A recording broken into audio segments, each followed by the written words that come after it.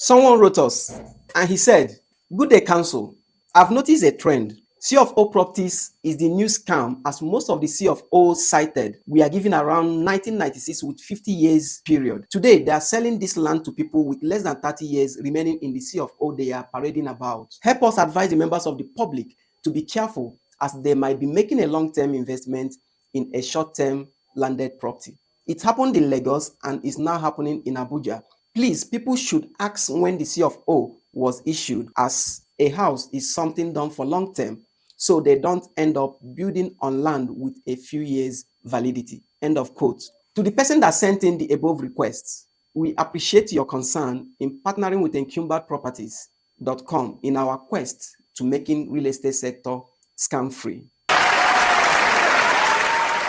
Now, the big question is, can the government take back your land because your C of O expired? One of the most common fears among property investors today is what happens when the 99 years period on the Certificate of Occupancy expires. The truth is that under the Land Use Act of 1978, land is granted as a right of occupancy, often for 99 years. However, the expiration of that term does not automatically mean loss of that title initially granted to you. A certificate of occupancy does not actually expire like tenancy agreement. In other words, a certificate of occupancy subsists until it is lawfully revoked. It is important to emphasize that the expiration of the term does not equal to revision or revocation. What do I mean by revision? Going back to government. Always remember that a holder of right of occupancy is in legal possession. By the provisions of the Land Use Act, the ultimate holder or the owner of the land is the government. And the government has the right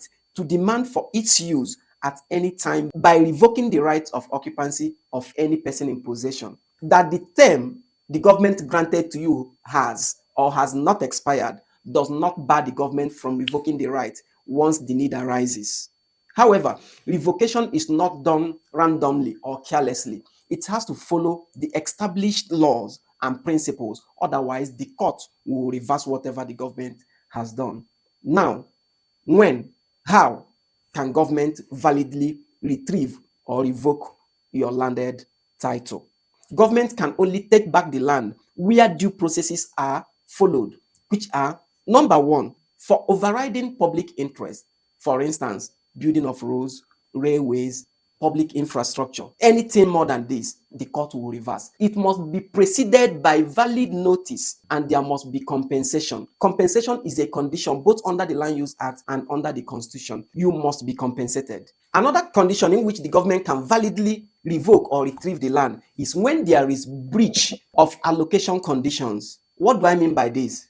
What that means is, when you are giving your certificate of occupancy, when you read through, you will see terms and conditions of grants of the offer. When you breach any of them, for instance, failure to develop, you might be given 3 years to develop and you fail to. You might be given the purpose of development, because each plot has its own purpose: residential, mixed use, commercial, as the case may be. When the use as contained in the terms is breached, the government can revoke, but that can be done without notice.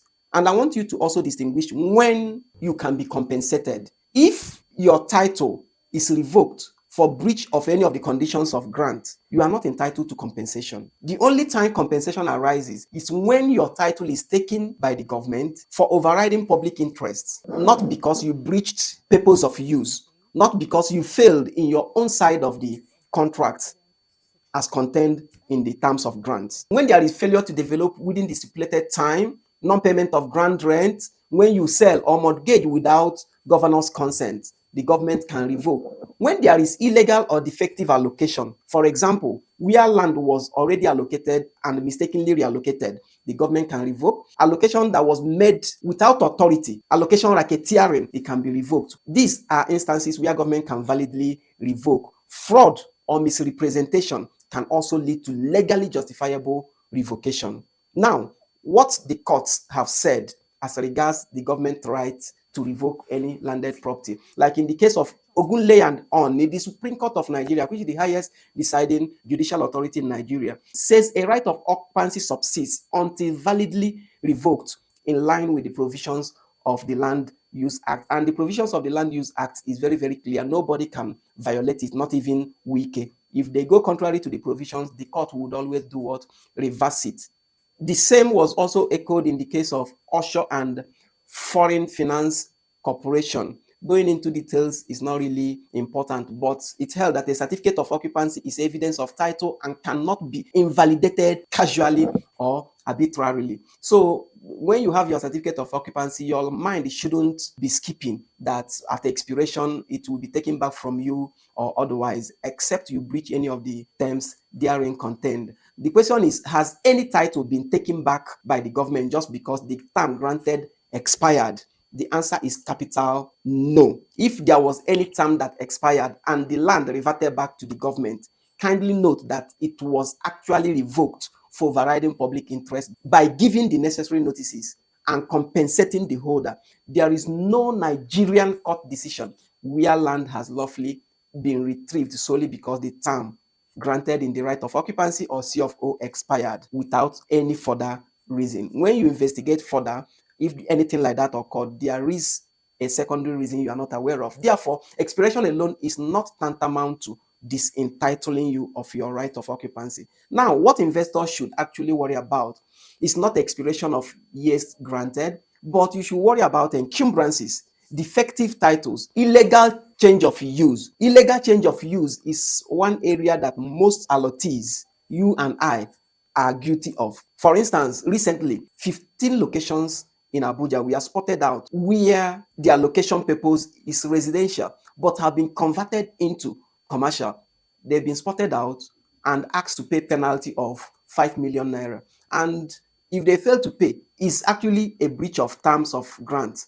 The government can actually revoke. They have that right, and no court will be able to reverse it because it's recognized by the Land Use Act. This is one place where the government is catching people like fowls easily. You'll be concerned about developers overreach and pending litigations. These are the areas that you should dim your satellite. If land titles were lost merely because time expired, the whole city would revert to government overnight. Family lands would disappear. Then colonial titles that were given long time ago that are still existing will be worthless. The Land Use Act in itself preserves titles that were in existence even before coming into effect of the Land Use Act itself. The real danger is therefore not expiration, but not having the right information. Therefore, at encumberedproperties.com, our mission is simple: to educate and expose before you make your real estate investment, to be smarter about land transactions, detect real estate red flags, and know the right documents to demand and how to verify them. Then you need this book, 7 Steps to Acquiring a Clean Property Title. Is a practical checklist. The link to download this important manual is in the description.